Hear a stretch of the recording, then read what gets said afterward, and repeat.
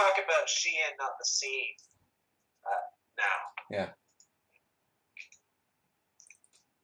So this is the smallest cast I think I've seen from you. Correct me if I'm wrong.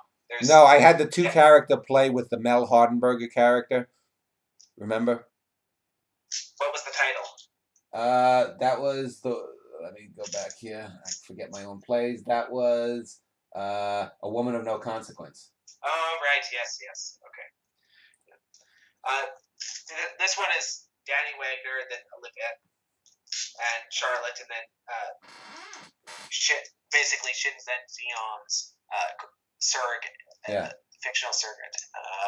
Although he finally, after 25 plays, he was mentioned, I think, in the first play by Megan Morrow, I think, and then 25 plays later, he actually gets to speak a few lines. No, and Shin said that he was oddly accurate, his portrayal in this play.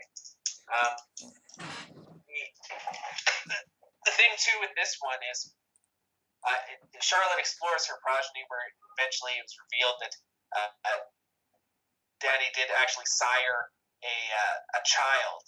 But I want to discuss some of the elements of this. It's basically another one of those circular plays. I didn't mention in Not Reached by the Frost that you have this circular element where you begin with the three males and then you end with the three males. This one has the same element, but it seems like whenever a memory is used in any of your works, it's slightly off kilter the second time that it's referenced, or the third, or what have you.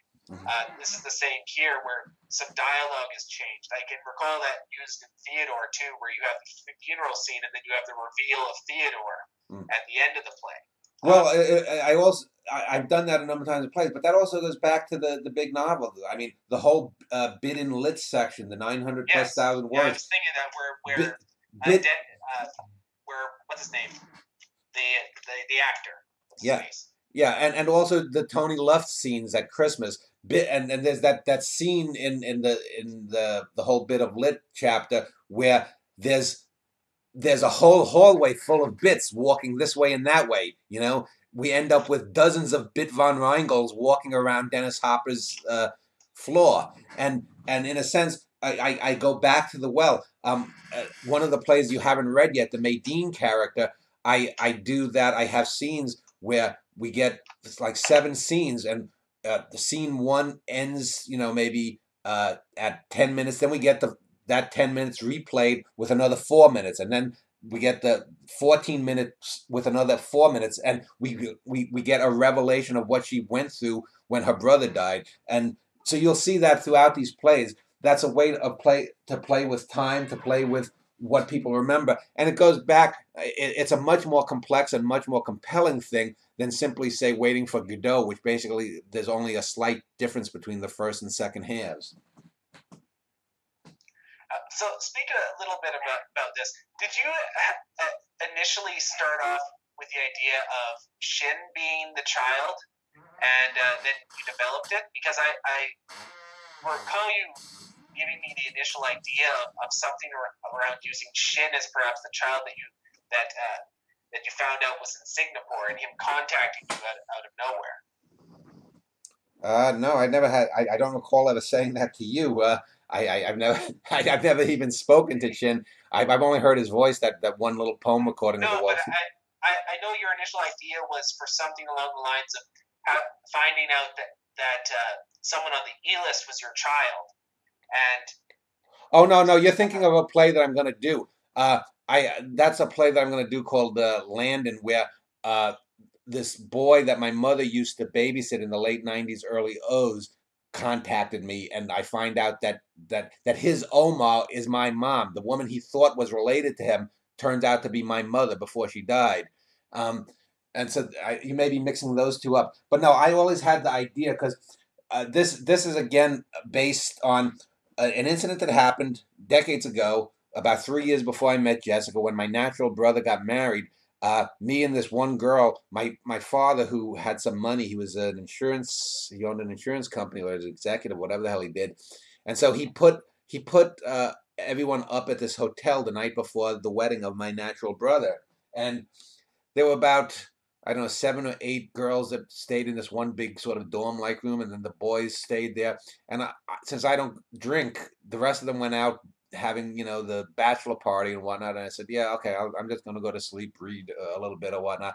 And one of the girls actually stayed behind, and we talked for an hour or two, and just as happened with some of the other ones. And Jessica's always saying, how do you have sex with someone that you don't know and just talk with her? I said, that's the way it happens. I don't, if a woman offers to get funky and whatnot, you're not going to turn it down. Well, you might because you're gay, but a young heterosexual like me who wasn't getting, who didn't have a steady girlfriend, why would I not turn down, especially if she was attractive? But I don't remember the real name. So that was good, and so I could make the character. I remember she had a vaguely exotic. She might have been foreign. Uh, although she didn't have an accent. So I said, let me call her something and make her French, Oliviette Fournard, or Liv. And they, just like I did, had a one night stand. I never saw the girl after the wedding. And so what if she did get pregnant and had a kid, gave the kid up for adoption, just like I was given up for adoption, never told me about it, and then the girl looks for her birth mother. She meets the birth mother, and then she wants to know, and it's either Danny Wagner or someone else, and so it's never 100%. It's assumed maybe about 80% that Danny, 80 or 90%, because the girl has like I have this gap between my front teeth. They The called it. Finland gap. Yeah, that's my actual real birth family's name, Finland, and it's how I found them because they were from Norway and they were called the Johnsons. Imagine if I would never have found them with all the fucking Johnsons that came from Norway. So they changed it to Finland when they came through Ellis Island, which is the name of a town in Norway. That's how I was able to find my natural family. So I said, let's have this go. But also, uh, I won't get into it, but the name that I gave for the presumed daughter, Charlotte Lynn Perry, is a name that is very important to uh, a real life girl that I knew. And so I gave her that because the irony of using her name as my daughter, because the very first poem that I ever wrote was to a girl with that name, and it was called A Chance. It was a piece of doggerel. This was back in 1984. So I had the daughter, the Charlotte character, writing a poem called A Chance for Boys. So Yes. that's my way of taking from my own past and whatnot.